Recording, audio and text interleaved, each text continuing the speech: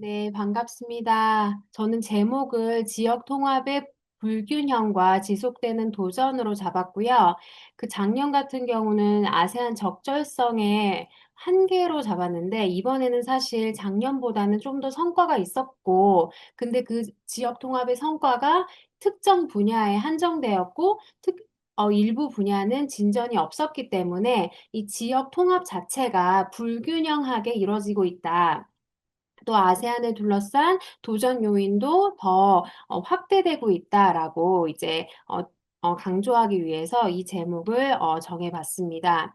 이 논문의 문제 제기는 작년에 아세안이 주로 논의한 내용과 합의한 내용은 무엇인가? 그 합의 수준은 어느 정도인가? 합의가 진전된 분야도 있고, 논의는 했지만 합의 진전은 못한 부분도 있고, 논의 자체가 회피된 부분도 있지 않나라고 생각을 해봤고요. 또 이제 작년에 의장국이 말레이시아였기 때문에 말레이시아에 대한 이맘때, 작년 이맘때 엄청난 기대가 있었습니다. 말레이시아가 의장국이 됐으니 뭔가 되게 바뀔 것이다. 뭔가 성과가 많을 것이다. 라는 기대가 굉장히 많았고, 말레이시아 외교부는 이에 대해서 조금 부담감이 있다라고 말하기도 했었는데, 지난 한 해 동안 의장국 말레이시아가 어떤 역할을 했고, 한계는 무엇이었을까 한번 짚어보고요. 또 이제 주요 현안들, 앞서도 미얀마 관련해서 얘기가 나왔지만, 미얀마 사태나 아니면 남중국해 등 주요 현안에 대해서 회원국 간 견해차가 증가했는가? 아니면 감소했는가? 어떻게 변화했는지 밝혀보고 또 그 이유가 무엇인지, 그다음에 그 작년 10월 말에 그 한아세안 정상회의가 개최되었고 또 이재명 정부가 처음으로 이제 정부가 바뀌고 나서 아세안에 인사하는 상견례 성격이었기 때문에 이 정상회의의 주요 논점이 뭐였는지 말씀드리고요. 또 이 아세안 지역 통합에 대해서 향후 전망을 설명드리고자 합니다. 일단 주요 성과는 이제 논의도 되었고 합의도 된 분야라고 할 수 있는데요. 이제 아세안 공동체 비전 2045가 발표된 것, 또 분야별, 그러니까 세계 커뮤니티 플러스 연계성에 대한 전략 계획, 스트래티직 플랜이 나왔는데 이것이 채택된 것이 일단은 성과로 봐야 될 것 같고 향후 20년간의 비전과 공동체로서의 목표가 나왔기 때문에 이게 가장 핵심적인 성과다라고 생각이 되고 이 과정은 사실 작년 한 해 동안 된 것은 아니고 SDG처럼 몇 년 동안 사전 협의가 있었고 이 사전 협의를 말레이시아가 주도를 해서 어차피 2025년에 발표할 거니까 정부뿐만 아니고 학계 전문가, 시민사회 일부 해서 좀 더 포괄적인 논의를 통해서 공동체 비전을 나왔다라고 이제 밝히고 있습니다. 그 다음에 기존에 3대 공동체 블루프린트가 있었는데 그 블루프린트라는 표현을 필리핀이 제안해서 전략계획으로 바꿨다고 하고요. 또 여기다가 연계성이 그 전까지는 엠팩 2010, 2025를 통해서 되던 거를 이제 좀 정리를 하고 연계성을 하나의 새로운 필러로서 그래서 네 가지 필러로 이제 진행을 한다. 그렇게 아세안의 어떤 제도적 관리 방안이 바뀌었다고 볼 수 있는데 그렇다고 해서 연계성을 담당하는 특별한 위원회가 있는 것은 아닙니다. 아세안의 상주 대사위원회에서 이 연계성 분야의 비전과 활동 목표가 어떻게 달성되어 있는지 평가하기 때문에, 즉, 이 뜻은 연계성 관련해서는 어떻게 보면 좀 외교적 차원에서만 관리한다라고 보실 수 있을 것 같고, 이 연계성이 새로운 축으로 나온 것은 3대 이제 공동체가 굉장히 진화했거든요. 그러다 보니까 이 공동체에 관해 분절화가 나오면서 각 공동체가 서로 얘기를 안 한다. 라는 또 비판이 있어서 이걸 좀 아우르는 차원에서 연계성을 이 횡단축으로 하나 또 만든 것으로 이해하는 것이 좋을 것 같고요. 이것이 얘기해 주는 것은 아세안이 좀 더 실용적이고 기능적인 지역 통합을 지향하고 있다라고 이해하면 될 것 같습니다. 또 동티모르의 정회원국 가입도 굉장히 오랫동안 추진되어다가 이제 드디어 작년에 합의된 부분인데요.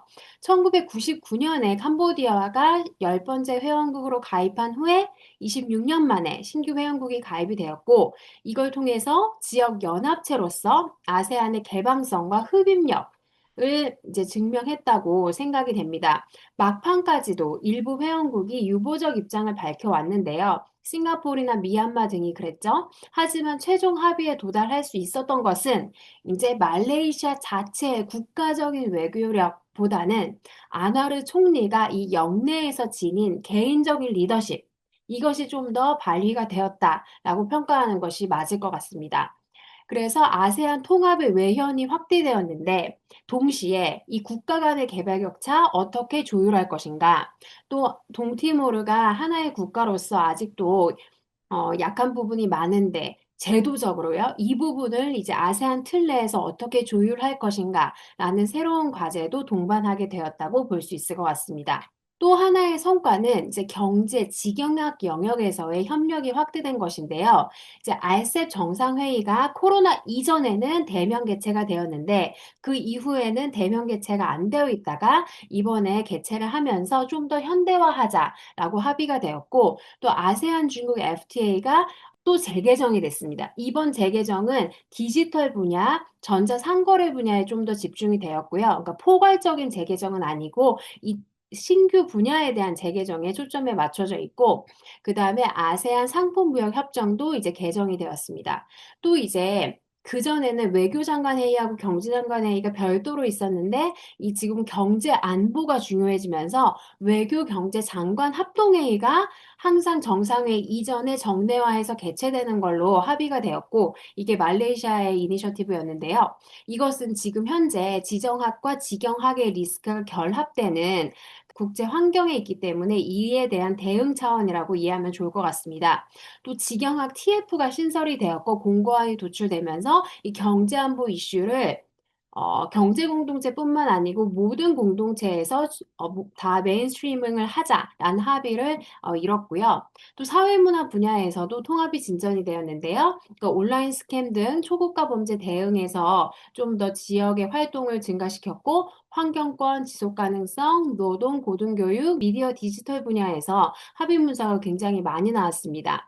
근데 이러한 합의는 강제 규범은 아닌 거죠. 가이드라인이고 공동의 기준을 설정한다는 의미가 있고 그렇기 때문에 이제 정책 조율을 좀 더 잘 할 수 있고 각국의 역량을 좀 더 공유할 수 있는 어떤 변화라고 볼 수 있지만 이것은 굉장히 선택적, 선별적으로 주제가 정해져서 그 주제에 대해서만 이제 통합이 좀 더 가속화되는 그런 현상을 볼 수 있을 것 같습니다. 논의는 된 것으로 이제 얘기는 나오지만 합의 진전에 이르지 못했다. 그 합의 진전에 이르지 못했다는 거는 이제 관련돼서 새로운 발표, 정상 간의 어떤 합의 문서가 안 나왔다는 뜻인데요. 남중국해 관련해서도 그 작년에 뭐 10여 건 이상의 충돌이 있었고 중국의 강압 행위가 지속되었으며 충돌 영역이 확장되었습니다. 예전에 중국하고 필리핀이 갈등하던 지역이 좀 더 넓어졌고요. 또 이제 그 행동 규범에 대한 협상은 작년에도 계속 이루어졌고요.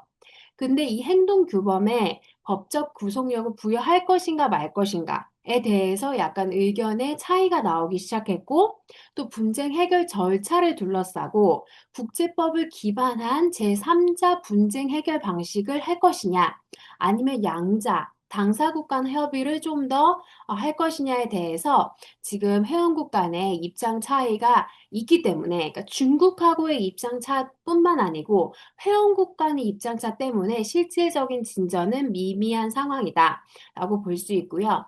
미얀마 사태 관련해서는 이제 5PC를 아직도 버리지 못했다. 그래서 이거를 아직도 바탕에 놓고 이행을 잘 안 되고 있다고 이제 비판을 계속 하고 있는 상황이고 총선 관련해서는 화요일 날 드디어 의견을 냈죠. 이제 이 선거에 대해서 인정하지 않는다. 아세안은 그 정도의 이제 발표가 이번 주 화요일 날 있었고요. 근데 이 선거 관련해서 기존에서는 이제 선거 추진보다는 즉각적인 폭력 중단이나 5PC 이행이 우선이라는 입장만 계속 밝혀왔고, 또 이제 미얀마는 아세안 차원에서 선거 감시단을 파견해 달라라고 요청을 했지만 그것은 못한다.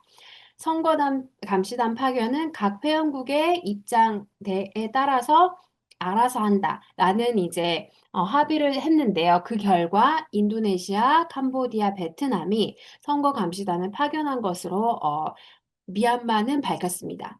그런데 이제 이 이후에 이 선거는 인정하지 않겠으나 그 선거 이후 수립된 정부가 그 아세안 회의에 얼마나 어떻게 참여할 수 있는 건지에 대해서는 아직 합의가 나오지 않은 상태이고, 그 아까 질문 중에도 있었는데, 지금 필리핀 외교장관이 미얀마 특사로서 미얀마에 지금 방문을 했잖아요, 이번 주에. 그래서 그거 관련해서 좀 의견을 내고자 미얀마 쪽과 접촉하고 있는 상황이다. 그렇게 이해할 수 있을 것 같습니다. 근데 이제 또 하나 트럼프의 그 관세 정책에 대해서는 이것이 아세안의 실패이냐? 왜냐하면 하나의 공동체로서 단일하게 트럼프한테 목소리를 내고 관세 정책에 대해서 같이 합의하자라고 하지는 못했기 때문에 이것이 아세안의 실패냐고 말씀하시는 분석들도 있는데 저는 사실 이것까지는 아세안에게 요구할 수 없는 것이다. 없는 수준이다. 왜냐하면은 지금 현재 아세안은 단일 통상 행위자가 아니기 때문에. 그 다음에 그렇게 보이고 싶어 해서 이용하려고 하긴 했지만 단일 통상 행위자를 하고 싶어 한 적은 없기 때문에 사실 아세안의 실패라고는 보지 못하고요. 이 트럼프 2기 행정부 관세 정책에 대응해서 그 외교경제장관 합동회의가 창설되고 정례화되고 경제안보 개념을 주류화시키고 알셉을 현대화하고 이런 정도의 노력을 했고 이게 어느 정도 공동 대응을 한 것으로 이해하는 것이 맞지 않나. 그러니까 대미 공동협상, 공동관세 대응, 단일한 협상 메시지를 내는 것은 아세안한테 기대할 수 있는 부분은 아니다. 라고 이제 이해하는 것이 맞다라고 보고요. 또 태국 캄보디아 전쟁 관련해서도 논의는 되었죠. 좀 늦게 되긴 되었지만 논의가 되었고 그런데 이제 문제는 이 두 국가 모두 아세안 헌장과 동남아 우호 협력 조약을 위반했거든요. 근데 이 두 가지 위반에 대해서는 아무도 비판하지 않았다. 아세안 차원에서 비판이 없었다.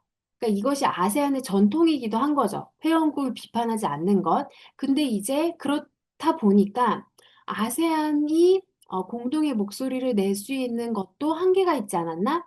이 휴전 합의 과정에서 미국과 중국에게 중재자 역할을 수행하도록 넘기고 아세안은 위기 완화에 그냥 대화의 플랫폼만 제공하는 것이 되었고 그 휴전 합의 이후에도 관리 단계에서 아세안의 역할이 조금 한계가 있다. 그러니까 합의를 위반했을 때 이 아세안 차원의 대응 절차를 제도화하지 못했고 이 제도화 노력은 2011년 인도네시아가 의장국일 때도 있었으나 그때보다도 그 대응 절차에 대한 논의가 부족하다. 그래서 이제 재발 가능성이 높은 상태다라고 볼 수 있을 것 같습니다. 그러면 의장국 말레이시아는 어떻게 평가해야 될 것이냐? 일단은 다자 협력의 소집 플랫폼으로서 아세안의 기능을 유지하고 확장하려는 시도는 성과가 있었다라고 보고요.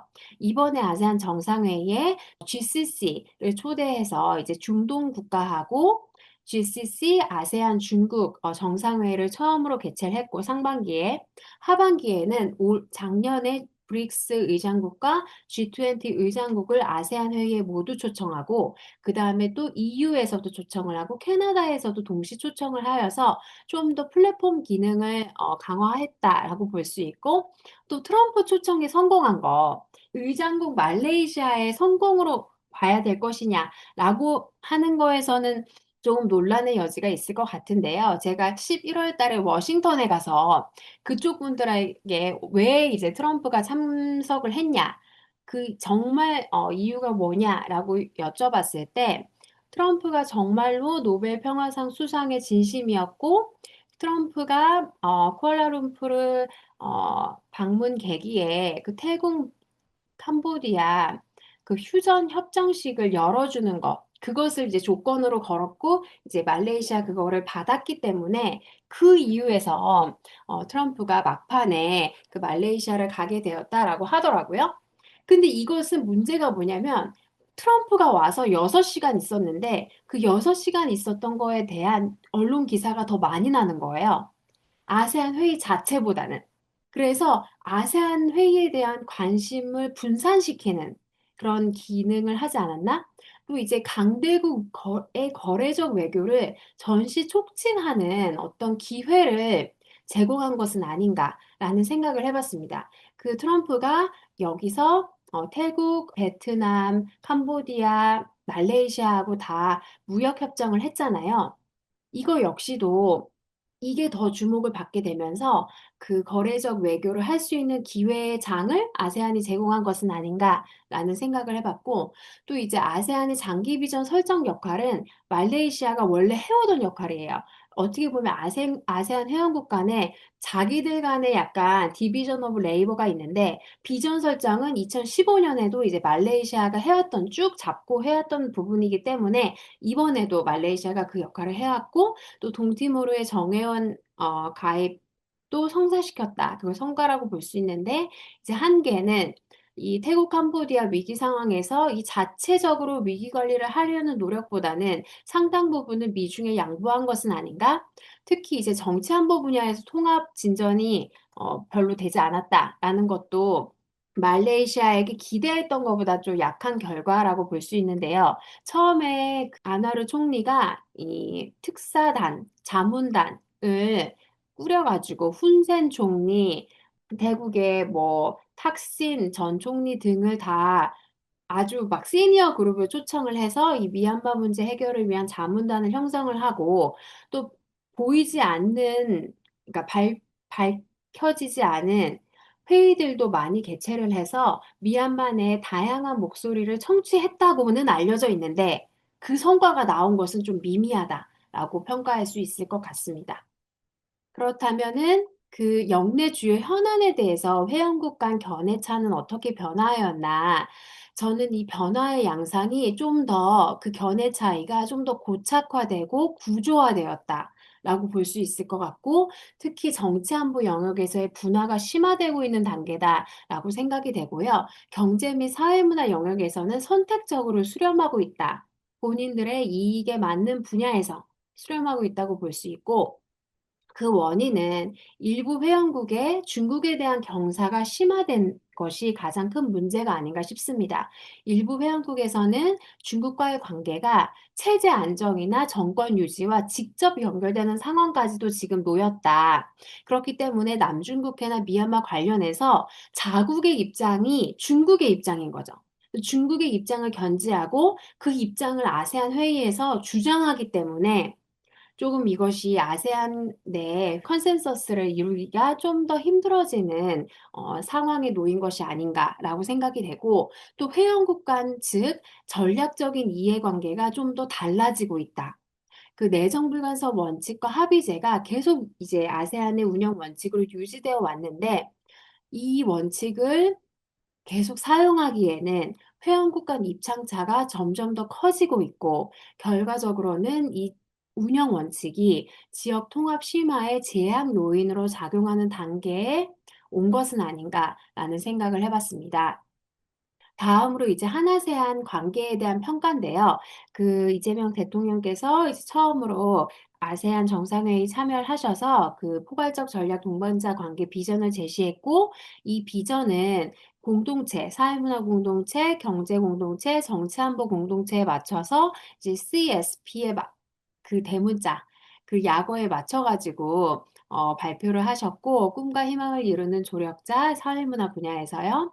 경제 분야에서 성장과 혁신의 도약대, 또 정치 안보 분야에서 평화와 안정의 파트너라고 이제 밝히셨는데, 이것은 기존의 한국 정부의 동남아 중시 기조를 재확인하고 그 정책의 연속성을 강조하려는 아세안에 대한 메시지 관리 차원이 있었다라고 생각이 됩니다. 왜냐하면은 이 지금 얘기한 이 CSP 비전이 엄청나게 놀랍거나 혁신적인 내용은 아닌 거죠. 근데 그렇게 하지 않음으로써 한국의 아세안 정책이 너무 잘 바뀐다는 아세안 쪽의 어떤 불만을 좀 안정시키는 기능을 하지 않았나라고 생각이 되는데요. 근데 또 국내적으로는 이 CSP 비전은 있지만 이 비전을 관리하거나 이행을 체크할 제도적 장치가 제시된 것은 아니다. 그러니까 지금 이 아세안과의 협력이 너무나 포괄적이기 때문에 일개 부처가 다 팔로우업 할 수 있는 수준을 넘어섰거든요. 근데 그 CSP 비전을 그러면 어떻게 진짜 누가 관리할 것인지에 대해서는 조금 나오지 않은 단계다라고 볼 수 있을 것 같습니다. 근데 한 가지 특이한 성과는 저는 비전통 안보 영역에서의 협력이 진전된 것이다라고 생각이 되는데요. 한국이 신남방 정책을 하면서도 피스, 그 정치안보 영역에서의 활동이 협력이 부족하다라는 비판을 받아왔는데 이것은 저희가 안 하려고 했다기보다는 아세안이 한국하고의 협력에 있어서 정치 안보를 우선시하지 않은 부분이 있거든요. 왜냐하면 이 정치 안보가 굉장히 민감한 영역인데 한국하고 더 하고 싶진 않다라는 것이 여지껏 아세안의 입장이었다고 저는 생각이 되는데 이번에 그 동남아 지역의 대규모 스캠 단지 이슈가 국내 언론에 굉장히 많이 보도가 되고 한국인 감금 사망 사례가 굉장히 많이 밝혀지면서 한국이 이 분야를 아세안에 요구할 모멘텀이 만들어졌고 그래서 이제 한국 경찰청하고 아세안의 경찰청 회의체인 아세아나포라고 같이 이제 초국가 스캠 인신매매 대응을 위한 글로벌 공조작전을 실시하기로 합의를 했습니다. 근데 이 분야에 있어서 한국이 사실 한아세안 협력기금 등을 통해서 계속 뭔가 하고 싶어 했거든요. 아세안이 이니셔티브를 제안했는데 아세안이 사실 거절했었어요. 근데 이번에 이 상황이 워낙 심각하다 보니까 비전통 안보에 있어서 한국과 아세안이 정말 무언가를 새로 해볼 수 있는 그런 계기가 되었고 이제 이행을 하는 단계가 되었다. 그렇기 때문에 근데 이 비전통 안보는 한국뿐만 아니고 다른 국가들도 아세안하고 많이 협력을 하고 싶어 하는 분야인데 못하고 있는 분야여서 한국이 앞으로 이제 외교적인 영향력을 이 분야에서 강화할 수 있는 계기가 만들어졌다라고 생각이 됩니다. 그래서 이제 올해 전망과 결론인데요. 이제 의장국이 원래 미얀마였어야 되는데 미얀마 상황 때문에 이제 필리핀이 맡게 되었고 필리핀의 슬로건은 이제 Navigating Our Future Together. 이제 한국말로는 함께 우리의 미래를 향해 하다라고 번역하는 걸로 이제 정해졌는데요. 또 3대 우선 과제를 밝혔습니다. 평화안보 기반 강화, 번영의 회랑 구축, 이거는 경제 공동체 분야겠죠. 또 인적 역량 강화, 사회문화 공동체에서요. 근데 이제 대통령이나 외교장관이 첫 번째 과제라고 밝힌 것은 법적 구속력이 있는 남중국해 행동규범을 타결하는 것이다. 라고 또 밝히고 있습니다. 또 올해가 굉장히 상징적인 것이 2016년에 남중국해 국제상설중재재판소 판결 10주년 기념의 해예요. 그래서 이 상징성을 필리핀 정부는 조금 활용하고 싶어 한다. 그래서 이제 대통령이 밝힌 것은 이 COC를 타결하고 그걸 보여주기 위해서 시진핑까지 올해 아세안 정상회의에 초청하겠다. 라고 이제 밝힌 상태입니다. 하지만 그 가능성은 희박하다. 라고 생각이 되는 것이 지금 이 남중국해 관련한 필리핀의 입장에 대해서 다른 회원국들이 그렇게 좋게 평가하지 않는다. 너무 이걸 크게, 그러니까 아세안은 조금 뒤에서 조용히 해결하는 걸 원하는데 필리핀이 이걸 너무 이슈화해 왔다라고 밝히고 있고 또 필리핀의 입장을 동조하기에는 분쟁 해결 방식에 있어서 회원국 간의 이견이 아직 있기 때문에 조금 COC 타결을 오래 하는 것은 힘들지 않을까라고 생각이 되고요. 그래서 결론은 아세안이 작년에 지역 통합을 많이 이뤘지만 그 지역 통합은 선택한 부분, 정치적 부담이 상대적으로 낮은 영역을 중심으로 이루어졌다. 그렇기 때문에 정치 안보 영역을 포함한 전반적인 지역 공동체로서의 진전은 한계가 있었고, 이를 위한 도전은 지속될 것이다. 라고 정리할 수 있을 것 같습니다. 네, 감사합니다. 네, 감사합니다. 예, 발표 내용도 그랬지만 정말 칼같이 발표 시간을 지켜주셨네요. 예, 그럼 전북대 이진영 선생님께서 토론해 주시겠습니다. 네, 안녕하세요. 방금 소개받은 전북대학교 이진영입니다. 먼저 박민정 교수님 발표 너무 잘 들었고요. 보내주신 그 자료도 잘 봤는데 발표를 들으니까 더 귀에 쏙쏙 이해가 잘 되는 것 같습니다. 그 국가 동향 분석이나 리뷰가 사실은 이게 발표하시는 분들도 준비하기 어려운 것 같고 토론을 하거나 아니면 논문 심사할 때도 굉장히 어려운 카테고리인 것 같아요. 국가 동향 혹은 뭐 동향 분석에 대한 거라서 이거에 대해서 뭔가 아젠다를 가지고 디베이팅을 할 수 있는 부분이 거의 많지 않기 때문에 이걸 어떻게 잘 토론을 해야 될까를 굉장히 고민을 많이 했었습니다. 그리고 앞서서 이제 이러한 것들 중에 하나가 이제 제가 박민정 교수님의 글이라든지 발표를 통해서 많이 배웠던 것 중에 하나가 저는 사실은 발표되거나 발간되거나 나오는 공식 문서를 가지고 그거를 활용하는 연구를 많이 했었는데 늘 그렇지만 이제 박민정 교수님의 발표와 토론이나 글에서는 항상 그 과정이 어떻게 진행되었다. 그리고 이러한 합의 과정을 거쳐서 이런 결과물들이 나왔다라는 것을 굉장히 상세하게 설명해 주기 때문에 이게 저에게는 많은 도움이 되었던 것 같습니다. 그래서 이런 부분들을 가지고 제가 준비했었고, 그리고 꼭 물어봐야 되겠다라는 크리티컬 질문이 몇 개 있었는데, 첫 번째 질문을 박민정 교수님께서 발표를 해주시면서 하나 바로 말씀해 주셨어요. 사실은 제가 이게 제목에 이제 불균형이라는 말이 들어가 있어서, 이 불균형이라는 거, 그리고 통합이라는 거를 사실 아세안을 떠올리면 이게 어떤 아젠다는 균형을 이뤘을까, 언제는 이제 통합을 이뤘을까라는 그런 반문을 가질 수가 있거든요. 그래서 이거는 어떻게 보면 아세안이 가지고 있는 그 한계가 명확하게 늘 통합과 진전에 있어서 그 언저리에 있었다. 온고잉 상태였고, 이거를 하나로 묶어내기가 굉장히 어려웠을 것 같다라는 생각을 해서 이 제목을 가지고 어떻게 이러한 제목을 뽑아내셨는지를 질문을 드리고 싶었는데, 요걸 서두에 먼저 말씀을 해주셨어요. 그래서 이해가 굉장히 빨리 됐었고, 제가 이제 한 가지 더 궁금했던 거는, 물론 이제 제가 생각했을 때 2025년에 아세안의 성과는 이제 크게 동티모르를 새로운 신규 회원국으로 가입시켰기 때문이라는 거를 하나 가지고 있었는데 이것과 관련해서 저는 이게 계속해서 제가 가지고 있는 질문 중에 하나가 아세안이 과연 통합을 원하는가? 그러니까 회원국 통합이 아니라 지역 통합을 원하는가에 대한 퀘스천을 가지고 있었거든요. 그래서 박민정 교수님의 글이라든지 발표 내용의 중간중간에 이제 통합에 대해서 진전된 과정 혹은 진전된 통합, 불균형적이지만 일정 부분에 있어서는 예를 들어 낮은 단계에서는 협의를 가지고 있고 통합을 보이고 있다고 하지만 과연 그 통합이라는 게 아세안을 묶을 수 있는 하나의 카테고리인지 그러니까 핵심 키워드인지가 여전히 제가 가지고 있는 질문이라고 드리고 싶습니다. 이게 이제 제가 크게 두 개의 질문 중이었지만 하나는 이제 통합에 관한 것이었는데 그렇게 생각했던 이유가 사실 아세안 회원국이 통합이라는 것보다는 그냥 지역이 안정을 이루기 위한 협력 과정을 추구한다라고 제가 생각을 했기 때문에 아마 이 부분은 최근에 이제 등장하는 글에서도 언급을 하셨고 발표에서도 말씀 주셨던 양자 협력이 조금 더 강화되고 있다라는 이런 사례들이 있기 때문에 사실 기본적으로 아세안의 태생부터 돌아가 보면 통합보다는 그냥 지역의 협력 정도의 수준을 원하는 게 아닐까라는 생각을 해서 이게 이제 제목과 글의 전반적인 내용 그리고 이제 작년에 아세안 2025년을 회고했을 때 가지고 있었던 그 생각과 질문들을 이 종합적으로 하나를 드리고 싶었습니다.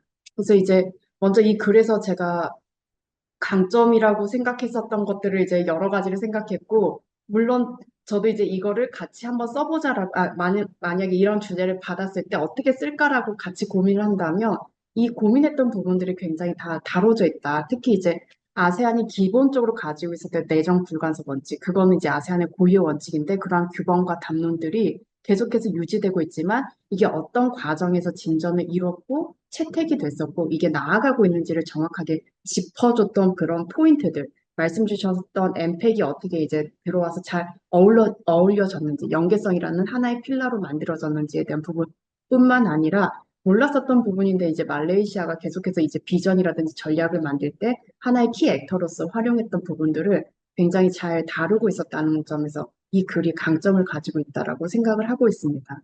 그래서 이제 이 제가 그냥 읽으면서 정리하는 것들인데 요거를 이제 통합의 실패라든지 이런 단어를 쓰지 않으시고 뭐 성공 실패가 아니라 하나의 진전에 나아가는 방향이라는 이 방향성을 설명해 주신다는 점에서 아세안이 굉장히 지역 협력체로서 여전히 강한 성공 사례로서 설명력을 가지고 있다라는 것을 보여주고 있는 페이퍼로서도 굉장히 활용도가 높다라고 생각을 합니다. 특히 이제 2025년에 작년에 정상회의 결과가 단순하게 이렇다 저렇다라는 그 현상 분석이 아니라 어떻게 이게 연결돼서 제도적 성과라든지 한계까지도 분명히 제시하고 있었고, 제가 그리고 인상 깊었던 것 중에 하나가 읽으면서도 굉장히 조금 재밌었었는데 발표에서도 굉장히 그 일목요연하게 정리해 주셨던 부분 중에 하나가 논의는 되었으나 그러니까 합의 진전에 이르지 못했던 사안들을 굉장히 잘 정리를 해주셨어요. 사실은 요게 이게 어디서부터 어디까지가 논의되고 있고 어디까지 논의를 하지 못했고 어떤 부분이 남아있다라는 거를 일목요연하게 정리하기가 어려운 아젠다였는데 예를 들어서 어떤 국가에선 성과를 가지고 있었고 반복적으로 어떤 한계가 있었는지를 계속해서 보여주고 있고 이걸 논리적으로 제시해 주셨다는 점에서도 굉장히 이 자료가 퍼블리시가 된다면 활용도가 높을 거라고 생각하고 있습니다.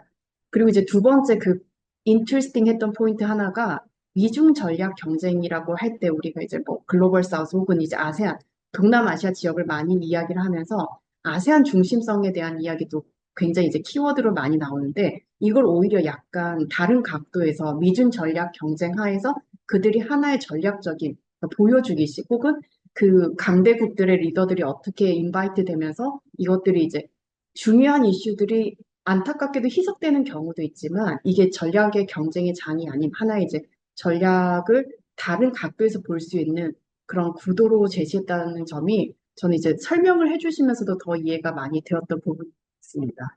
그래서 이제 아세안에 더 이상 뭐 이 부분은 이제 문제 해결자로서 아세안이 과연 이걸 원했을까라는 저는 아까 앞서 첫 번째 말씀드렸던 통합을 원했을까? 혹은 문제가 발생했을 때 이걸 적극적으로 대응하거나 해결하고 싶었을까라는 그 질문과도 맞는데 오히려 중재 공간이라든지 혹은 하나의 플랫폼으로서 자신들의 의견과 목소리를 제안하고 있다는 점에서도 작년도에 아세안의 이제 여러 가지 일들이 하나로 압축되고 있다고 볼 수 있습니다.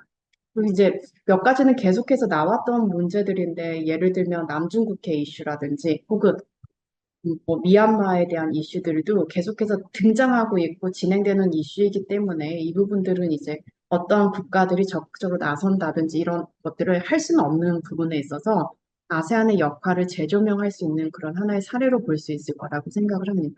그리고 이제 마지막으로 언급해 주셨던 CSP는 이제 한국과 아세안의 관계를 궁금해 하시는 분들에게는 굉장히 유용한 하나의 그 전략적인 팁이라든지 하나의 전략적인 접근에 대해서 설명을 해주시고 있는데 이 부분도 우리가 여전히 가지고 있었던 많은 한계들에 대해서도 굉장히 잘 정리를 해주셨다고 보고 있습니다. 혹시 이제 이게 조금 더 시간이 있거나 지금도 좋은데 혹시라도 뭔가를 좀 아카데믹 페이퍼로서 디벨롭 할 수 있지 않을까 싶은 생각에서 요 파트는 제가 만약에 요거를 조금 더 아카데믹하게 디벨롭 할 수 있다면 이런 질문들을 할 수 있지 않을까를 카테고리로 나눠봤는데 그러니까 이게 동향 분석이라든지 경향에 대한 이야기를 할 때는 항상 디스크립티브하게 쓰다 보니까 이게 어떤 관점에서 쟁점을 가져야 될까라는 게 굉장히 어려울 것 같아요. 그래서 예를 들면 고전적인 질문일 수 있는데, 그리고 고질적인 질문일 수도 있는데, 아세안의 정치 및 안보의 한계라고 언급되는 그 사례들, 대표적으로 뭐 미얀마 사례라든지 몇 가지 사례들이 회원국들이 이거를 강력하게 해결하기 위한 의지가 부족한 건지, 아니면 아세안 자체, 계속해서 이제 나오는 아세안 자체의 문제인지, 그러니까 아세안 제도가 가지고 있는 본질적인 문제인가라는 이제 질문으로 던져서, 그러니까 지금 구성되어 있는 이 구조에서 그 세부 질문을 서론에 이제 한 세 개 정도로 정리해서 이거에 대해서 한번 나는 답을 찾아가 보겠다라고 해서 이제 그 뭐 3장, 4장, 5장 이렇게 구성해 주신다면 조금 더 아카데믹하게 보이지 않을까라는 생각을 했습니다. 이와 이제 관련해서 이제 두 번째 뭐 예를 들면 직영학이라고 이제 표현해 주셨던 것처럼 경제 직영학 영역에서는 분명한 것은 이제 하위 영역이라고 할 수 있는 부분에 있어서 일정 정도 합의도 됐었고 어느 정도의 진정 과정을 보였는데 사실은 이게 합의를 안 할 수 없는 부분이기 때문에 빠른 합의가 가능할 것 같거든요. 예를 들면 기후변화에 대해서 노력해야지 어떤 국가가 반대를 할 수는 없으니까 이런 부분들은 굉장히 합의가 되어가고 있지만 사실은 이게 본질적으로 자국의 국익과 맞닥뜨려졌을 때는 굉장히 어려운 문제지 않을까. 이경문 교수님께서 등장한 걸로 봐서는 제가 시간이 좀 부족할 것 같은데, 그러면, 두 가지만 짧게 말씀드리면, 혹시 이걸 이론적 파트가 조금 더 들어갈 수 있다면, 그 불균형적인 통합, 혹은 불균형에 대한 통합이라는 걸 언급이 되어 있기 때문에, 요걸 조금 이론적으로 매칭해서 기능주의라든지, 혹은 제도적 자유주의라든지, 이런 부분들을 언급해서 넣을 수 있지 않을까라는 생각이 있고, 마지막 하나는 아세안과 유럽연합 혹은 아세안과 아프리카 연합을 비교할 수 없다는 건 이제 너무나 잘 알려지고 이제 우리가 다 익숙한데 사실은 구체적인 사례에 있어서는 아세안이 지역 협력체로서 이 사례 기후 변화에 대해서는 이러한 협의를 가지고 있는데 그렇다면 유럽연합은 유럽 회원국 간에 어떠한 합의를 가지고 있는지에 대한 그러니까 디테일한 부분에 있어서는 협의체 간, 지역 협력체 간의 비교는 조금 더 용이하지 않을까라는 이제 코멘트를 드리고 싶었습니다. 이상으로 제 토론을 마치도록 하겠습니다. 감사합니다. 예, 그렇게 급하게 끝내실 필요는 없었는데, 아, 네. 네, 네, 그 발표 토론 잘 들었습니다. 네, 그럼 역시 이전과 똑같이 박미정 선생님께서 답변을 하시는 도중에 뭐 채팅에 글이 올라올 수도 있고, 뭐 중간에 또 질문이 나올 수도 있겠네요. 예, 그럼 답변해 주시겠습니까? 아, 예, 이순영 교수님 새해 복 많이 받으세요. 네, 좋은 코멘트 감사하고요. 첫 번째, 아세안이 지역 통합을 원하는가? 저는 원하는 거를 그 자체가 목표는 아니겠지만 관리된 지역 통합을 하고 있다는 것을 보여줌으로써 그것을 강대국과의 협상에서 자산으로 활용한다. 그러니까 지금 아세안이 계속 얘기하는 게 2030년까지 세계 4위 경제권이다라고 주장을 하잖아요. 근데 이렇게 주장함으로써 본인들의 영향력을 높일 수 있는 것은 하나의 지역임을 주장하기 때문이다라고 볼 수 있을 것 같아요. 근데 아까 제가 발표에서 말씀드린 것처럼 하나의 단일 경제권이 아니거든요. 근데 그런 것처럼 보이면서 이것을 협상의 자산으로 활용한다고 생각이 되고 또 하나의 지역임을 내부적으로도 강조함으로써 역내 갈등을 완충하려는 거. 그래서 아세안이 아세안 아이덴티티, 아세안 정체성 형성 사업을 굉장히 오랜 기간 하고 있어요. 근데 아직도 잘 안 되는 거죠. 지금 태국, 캄보디아 갈등 상황을 보면 엄청나게 국가주의적인 주장들을 하고 있고 그런 생각을 가진 국민들이 계속 온라인 상에서도 싸움을 하는 거잖아요. 아세안은 아세안 정체성을 만들고자 지난 10여 년간 계속 돈을 부었지만 그것은 안 되고 있다. 하지만 어찌됐건 내부적으로는 이 지역 통합을 활용한다. 역외, 역내적으로 활용한다라고 이해하면 좋을 것 같고요. 사실 제가 이게 동향에 대한 논문이기 때문에 지금 현재 버전으로는 좀 아카데믹 페이퍼로서의 성격은 약하다라고 생각이 돼서 사실 어떻게 이걸 발전시켜야 되나 생각했는데 교수님께서 많은 팁을 주신 것 같습니다.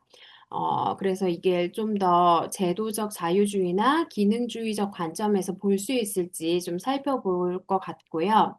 근데 마지막으로 얘기하신 EU나 뭐 AU 등의 다른 지역 협의체와의 비교는 저는 사실 의미가, 그러니까 크게 의미가 없을 수도 있다. 왜냐하면은 자꾸 EU하고 아세안을 비교하는 페이퍼가 나오니까 다른 분들께서 이게 되게 비슷한 지역 연합인 줄 아시는 거예요. 근데 아예 작동하는 방식도 다르고 지향하는 것도 다른데 연구자들이 자꾸 비교하는 페이퍼를 쓰면 이런 혼란이 더 가중될 수 있지 않을까. 라는 생각을 해봅니다.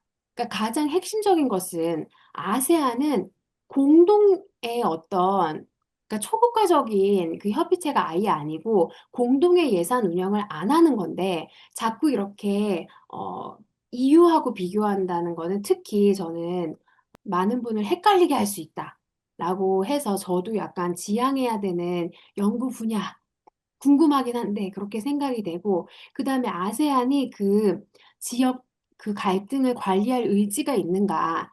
이거 아세안 헌장이나 그 TAC에 이미 다 적혀 있거든요.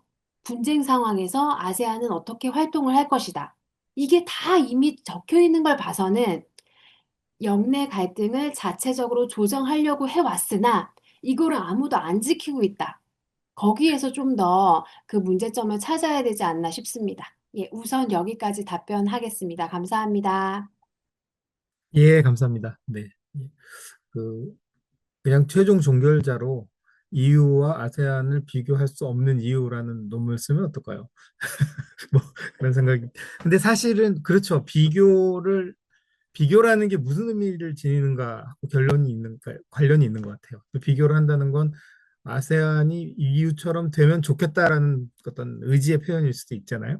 어, 아니지만, 그러니까 그 미래 완료라고 해야 될까요? 뭐 참 어려운 문제입니다. 근데 사실은 원래부터 출발부터 그리고 원칙이나 지금 그러니까 작동되는 방식이 다르다는 것은 확실히 뭐 그 비교라는 분들도 알겠죠. 근데 이제 그럼에도 불구하고 비교를 해보겠다라는 건 뭔가 의지가 있다고 저는 생각을 해요. 그 뭐 전문가는 아닙니다만. 네, 그럼 마지막 발표의 그 발표자 토론에 대한, 그러니까 토론자에 대한 발표자의 코멘트까지 들었고요. 지금 7분 남았는데, 뭐 혹시, 아, 그 최창원 그 선생님께서 질문 주신 것 같아요. 아세안을 다시 볼 때 아세안의 성격의 변화가 있는 부분이 있다고 관찰한 부분이 있으신지요? 예, 이 음, 질문에 대해서 그 2025년에 아세안의 성격 변화는 저는 협의의 플랫폼 기능이 좀 더 강화된 거? 이 부분이 변화라고 볼 수 있는데 그 뜻은 뭐냐면 점점 국가 간의 분화, 다극화가 심해지면서 글로벌 사우스는 글로벌 사우스끼리 모이고 글로벌 노스는 글로벌 노스끼리 모이는 게 더 강화되고 있는데 이번에 아세안 회의에 글로벌 사우스의 대표 국가인 브릭스 의장국과 G20 의장국, 남아프리카 공화국, 브라질도 부르고 그 다음에 EU하고 캐나다 등도 부르면서 이 아세안이 글로벌 사우스와 노스를 연결하는 플랫폼으로서 그 기능을 확장하겠다라는 성격을 부과시킨 것이 아닌가라는 생각을 해봤고 그것은 이 다극화 질서에 있어서 그 부분에서 아세안의 셀링 포인트를 찾고 있는 게 아닌가라는 생각을 해봤는데요. 이것은 어떻게 보면 의장국이 말레이시아니까 가능했다. 이 글로벌 사우스와 노스를 연결시킬 수 있는 플랫폼 기능을 할 수 있다는 거는 의장국의 어떤 역할이 컸다라고 보고 만약에 의장국이 다른 국가들로 바뀌었을 때는 이 플랫폼 기능이 얼마만큼 발휘될 수 있을지는 모르겠습니다. 그래서 이게 아세안의 전반적인 거시적 변화라기보다는 의장국 팩터가 좀 작용한 부분이 아닌가 싶습니다. 네, 질문 감사합니다.